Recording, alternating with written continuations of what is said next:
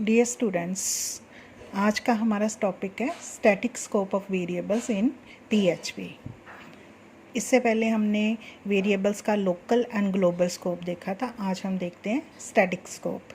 Static scope की definition समझने से पहले हम उसकी पहले एग्जांपल समझेंगे। एग्जांपल के बाद आपको डेफिनेशन अच्छे से समझ आ जाएगी।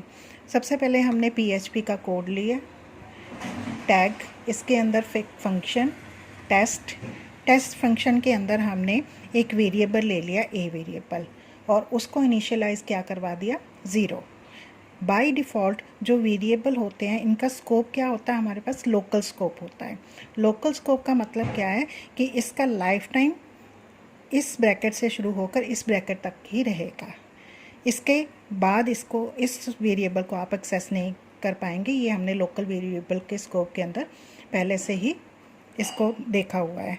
अब हमारे पास है ए वेरिएबल को मैंने क्या किया, इसके आगे इंक्रीमेंट ऑपरेटर लगा दिया। इट मीन्स ए की पहले वैल्यू क्या थी 0, अब ए की वैल्यू क्या होगी मेरे पास 1 होगी और इस ए वेरिएबल की वैल्यू को मैंने यहाँ पर ई को डिस्प्ले करवा लिया।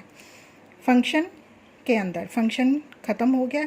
उसके बाद इस फंक्शन को मैंने कॉल किया।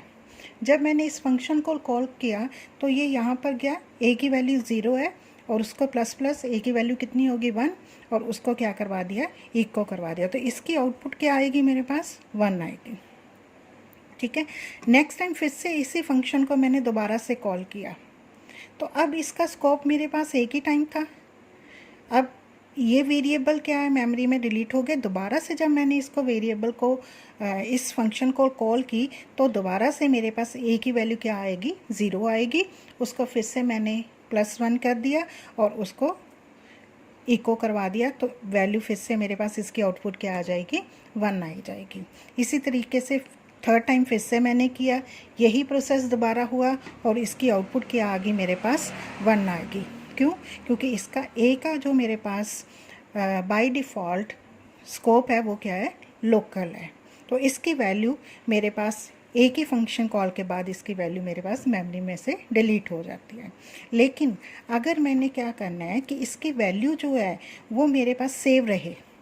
कैसे? जैसे मैंने फर्स्ट टाइम इस फंक्शन को कॉल किया तो मेरे पास आउटपुट क्या आ गई 1 आ गई। अब मुझे इसकी आउटपुट 1 आउटपुट के अंदर ही क्या चाहिए कि वो ए की वैल्यू अब 0 ना अज्यूम करे, नेक्स्ट टाइम वो इसको अज्यूम क्या करे, जो मेमोरी में मेरे पास 1 वैल्यू है वो इसको अज्यूम करे और इस 1 वैल्यू के अंदर वो +1 करे। तो अब नेक्स्ट टाइम जब मैं उसको कॉल करवाती हूँ तो वो 0 के अंदर ऐड करने के बजाय जो इसका रिटर्न आता था, जो वैल्यू रिटर्न करता था ये फंक्शन, उस वैल्यू के अंदर +1 हो जाए और मेरे पास ये क्या आ जाए 2 आ जाए। इसी तरीके से जब मैंने थर्ड टाइम इस फंक्शन को कॉल किया तो मेरे पास अब वो ए की वैल्यू 0 ना अज्यूम करे, वो क्या करे, उसकी लेटेस्ट वैल्यू क्या मेरे पास है 2 है, 2 के अंदर वो +1 करे और इसकी वैल्यू क्या आ जाएगी मेरे पास 3। तो इस तरीके से ये मेरे पास कॉन्टीन्यूस वैल्यू आ जाएगी। पहले क्या आ रही थी 1 1 1, अब क्या आएगी 1 2 3। लेकिन ये जो आउटपुट है ये किससे मिलेगी मेरे पास, इसके आगे अगर मैंने स्टैटिक कीवर्ड लिख दिया,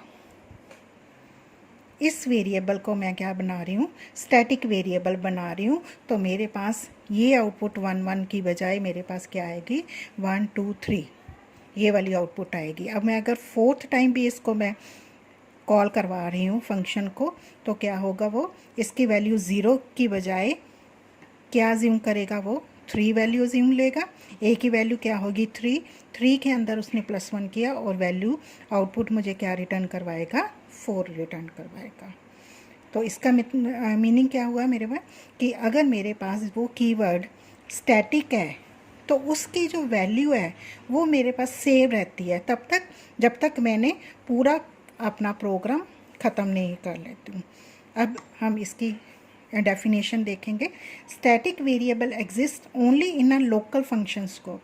एग्जिट कहाँ पर हो रहा है, सिर्फ लोकल बॉडी के अंदर, लोकल फंक्शन कॉल के अंदर एग्जिट होगा।